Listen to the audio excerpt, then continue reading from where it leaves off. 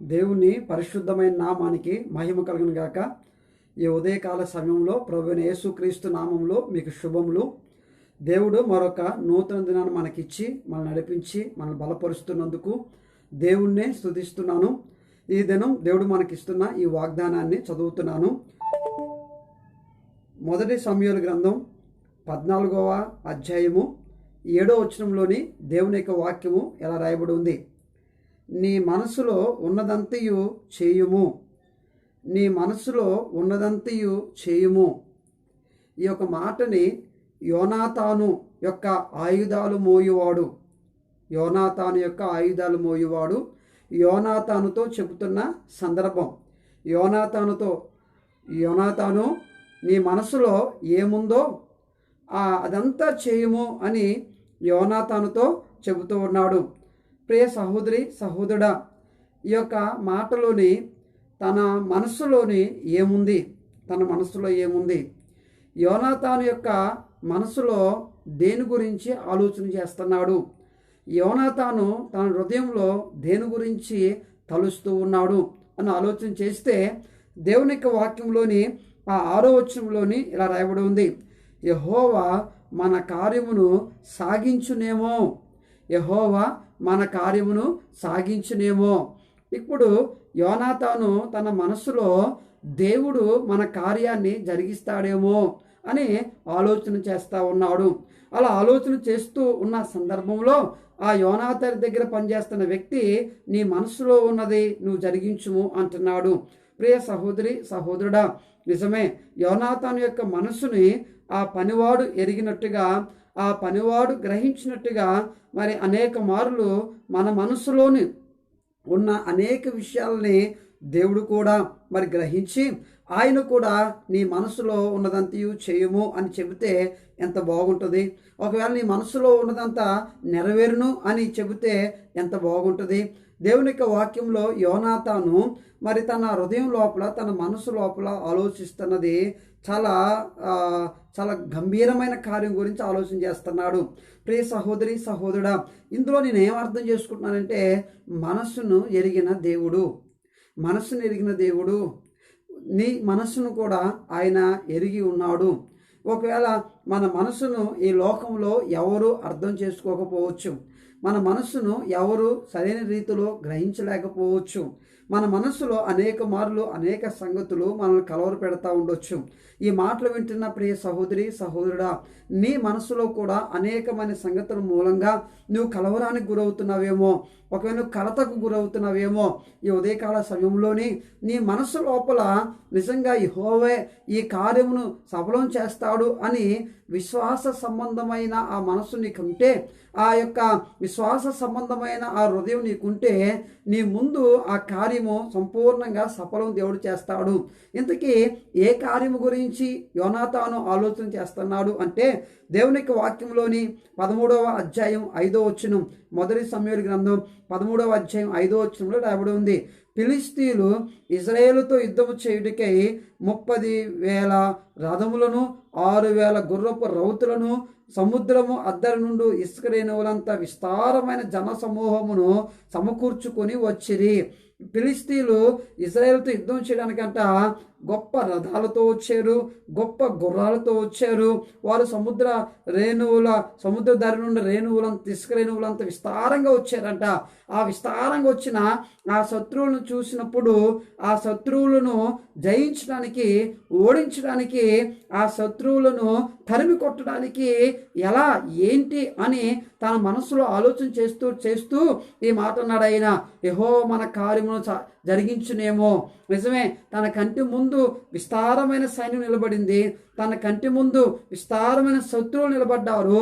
అలాంటి ఆ సమయంలోనే తన మనసులోని దేవుడు ఈ కార్యం జరిగిస్తాడు, దేవుడు ఈ కార్యాన్ని నెరవేరుస్తాడు అని ఆలోచన చేస్తున్నప్పుడు పనివాడు చెప్పాడు, నీ మనసులో ఉన్నది జరిగించబడుతుంది అన్నట్టుగా చెప్పాడు. నీ మనసులో ఉన్న దాని ప్రకారం నువ్వు చెయ్యి అని చెబుతున్నాడు. కారణం ఏంటంటే తన మనసులోని దేవుడు ఆ శత్రు సమూహమును వెళ్ళగొట్టి అక్కడ గొప్ప జయాన్ని ఇవ్వగలడు అని తన హృదయంలోనే అనుకుంటున్నాడు. ప్రియ సహోదరి సహోదరుడా, నీ ఎదుట కూడా ఒకవేళ నీ కంటికి కూడా చాలా కఠినమైన పరిస్థితులు నిలబడ్డాయేమో, చాలా కఠినమైన పరిస్థితులను చూస్తున్నావేమో, అవి కొండలాగా, అవి పర్వతములాగా ఒకవేళ నిన్ను అడ్డుకుంటూ నీ ముందు నిలబడ్డాయేమో.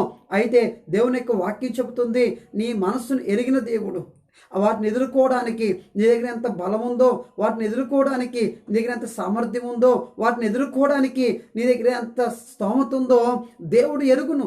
ఒకవేళ మనుషులు దాన్ని నీ మనసుని ఎరగకపోవచ్చు, అర్థం చేసుకోకపోవచ్చు, కానీ దేవుడు అర్థం చేసుకుంటాడు. గత వారంలోని మరి మా పెద్ద పాప బీఫార్మసీ సెకండ్ ఇయర్ చదువుతుంది. బీఫార్మసీ సెకండ్ ఇయర్లో సెకండ్ సెమ్ ఎగ్జామ్ రాయాలి. ఈ సోమవారం నుంచి ఎగ్జామ్స్ అనమాట. అయితే సోమవారం నేను ఆ పాపని 10 గంటలకి ఎగ్జామ్ పంపించాలి. అయితే శనివారం నాడు ఆ కాలేజీలో అందరూ హాల్ టికెట్ తీసుకుంటున్నారు. ఆ హాల్ టికెట్ తీసుకుంటున్న సందర్భంలో మా పాపకు నేను హాల్ టికెట్ తీసి ఇవ్వలేకపోయాను. కారణం 18,000 రూపాయలు చిల్లరే డబ్బులు కట్టాలి నేను. అలా డబ్బులు కడితేనే హాల్ టికెట్ ఇస్తానన్నారు వాళ్ళు. నేను ఆలోచన చేస్తూ ఉన్నాను, మరి ఇంత డబ్బులు ఒక్కసారిగా నాకు ఎలాగొస్తాయి అని ఆలోచన చేస్తున్నాను. నా మనస్సు మరి నా హృదయం లోపల కొంత ఆవేదనకే లోనయ్యాను. ఎందుకంటే అంత డబ్బులు తేవాలి. మా పాప వచ్చి అడుగుతూ ఉంది, డాడీ హాల్ టికెట్కి వెళ్దాం, కాలేజీకి వెళ్దామని. నేను పాపతో చెప్పాను, ప్రార్థన చేసుకో, దేవుడు సహాయం చేయాలి మనకు అని చెప్పాను. అలా చెప్పిన తర్వాత మా సంఘంలోని నాకు ఏదైనా డబ్బులు అవసరం వచ్చినప్పుడు కొంతమంది సహోదరులని అడుగుతాను. అలా అడుగుతున్న వారిలో ఒక వ్యక్తి దగ్గరికి ఒక సహోదరిని పంపించాను. మరి కొంత డబ్బులు కావాలి సమకూర్చమని పంపించాను. పంపించినప్పుడు అతను చెప్పాడు, నా దగ్గర డబ్బులు ఏమీ లేవు అని చెప్పాడు. ఒక 10,000 చూడమని చెప్పాను, లేవన్నాడు. 5,000 చూడమని చెప్పాను, లేవన్నాడు. సరే, నేను మనసులోని ప్రార్థన చేసుకుంటూ ఎలా చేయాలి ప్రభు అని ఆలోచన చేస్తున్నప్పుడు మరొక సహోదరుడికి ఫోన్ చేశాను. బ్రదర్, నాకు ఇలా డబ్బులు కావాలి, ఆ పాపకి కాలేజ్ ఫీజు కట్టాలి అని ఫోన్ చేశాను. అతను ఏటీఎం కార్డు నా దగ్గర లేదు పాస్టర్ గారు, మా వైఫ్కి ఇచ్చాను, నా దగ్గర 4,000 రూపాయలు మాత్రమే ఉన్నాయి, ఒకవేళ వస్తే అవి నేను ఇస్తాను అన్నాడు. సరే, అతను ఫోను మాట్లాడి పెడేశాను. మళ్ళీ ప్రార్థన చేసుకుంటాను, ప్రభువా మరి అలా ఈ సమయంలోని నా మనస్సుని ఎవరు ఈ పరిస్థితుల్లో ఉన్నానని అర్థం చేసుకుంటారు అని అలాగే ఉన్నాను. అలాంటి సమయంలో చైన్ ప్రేయర్ జరుగుతూ ఉంది. మా వాట్సాప్ గ్రూప్లో ప్రేయర్ రిక్వెస్ట్ పెట్టాను, ఇలా నాకు హాల్ టికెట్ తీసుకోవాలి, ప్రార్థన చేయండి అని. ఈలోపు కాలేజీ నుంచి నాకు ఫోన్ వచ్చింది. ఏమని వచ్చిందంటే, అందరూ హాల్ టికెట్ తీసుకున్నారు, మీ పాప ఇంకొక పాప ఇద్దరు హాల్ టికెట్ మాత్రమే ఈ కాలేజీలో ఉండిపోనివి అని చెప్పారు. ఎందుకంటే ఆదివారం కాలేజ్ ఉండదు, సోమవారం అమ్మాయిని ఎగ్జామ్ రాయాలి. ఇలాంటి పరిస్థితుల్లో మరి ప్రార్థన చేసుకుంటా ఉన్నాను. ఈలోపు మరొక సహోదరుడు ఫోన్ చేసి, పాస్టర్ గారు ఒక 6,000 రూపాయలు అకౌంట్లో వేపిస్తాను, నేను 4,000 నా దగ్గర ఉన్న తీసుకుని వెళ్ళండి అని ఫోన్ చేశాడు. సరే బ్రదర్ అని చెప్పాను. నా అకౌంట్ నెంబర్ అతనికి ఇచ్చాను. ఇచ్చిన తర్వాత అద్భుతమైన రీతిలో దేవుడు 18,000 రూపాయలు ఎవరిని అడగకుండానే, నేను వాళ్ళని అడగలేదు, కానీ 18,000 రూపాయలు నాకు ఇచ్చారు వాళ్ళు. ఇతను 6,000 రూపాయలు ఇచ్చారు, మొత్తం 24,000 రూపాయలు నా చేతికి వచ్చినాయి. ఈ 6,000 అతను మళ్ళీ తిరిగి నేను ఇచ్చేయాలి. కానీ 18,000 రూపాయలు తీసుకొని నా పాపను ఎక్కించుకొని బండి ఎక్కించుకొని కాలేజీకి వెళ్ళి హాల్ టికెట్ తీసుకొని వస్తూ ఉన్నాను. మా పాప అడిగింది, డాడీ ఈ డబ్బులు ఇచ్చారు కదా, మళ్ళీ వాళ్ళు తిరిగి ఇచ్చేయాలా అని అడిగింది. నేను చెప్పాను, దేవుడు ఇచ్చాడమ్మా ఈ డబ్బులు అని చెప్పాను. ఎంత అద్భుతమైన దేవుడు అండి ఆయన, ఎంత గొప్ప దేవుడు అండి ఆయన. నిజంగా మనం యెహోవా మన కార్యమును సఫలం చేసేవాడు ఆయన. యోనాతాను కూడా తన మనస్సులోని తన హృదయంలోని దేవుడే ఈ కార్యం సఫలం చేయాలని నిలబడ్డాడు.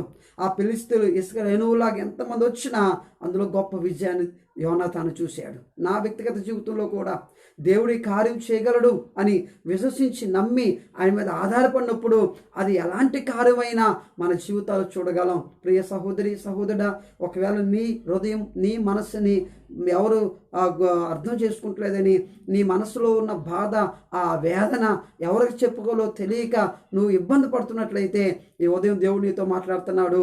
నీ మనస్సుని ఎరిగిన దేవుడైనా, నీ మనసును అర్థం చేసుకున్న దేవుడైనా, నీ భర్త అర్థం చేసుకోలేకపోవచ్చు, నీ భార్య అర్థం చేసుకోలేకపోవచ్చు, నీ తల్లిదండ్రులు అర్థం చేసుకోలేకపోవచ్చు, కానీ దేవుడు ఆ మనస్సును ఎరిగిన వాడైనా, ఆ దేవునికి ఆ మనసులో చోటిస్తే, ఆ దేవునికి ఆ హృదయంలో విశ్వాసం ఉంచితే దేవుడు అద్భుతమైన కార్యాలు నీ జీవితంలో చేస్తాడు. అద్భుతమైన కార్యాలను చూస్తావు.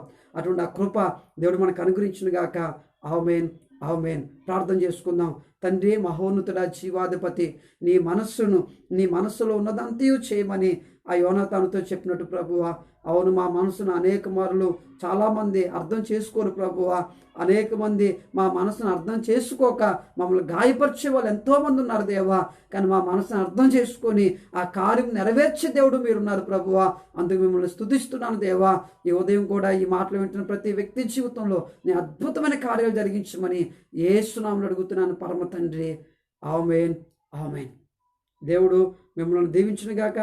దేవుని యొక్క కృప మీకు తోడే ఉండును గాక. ఆమేన్, ఆమేన్.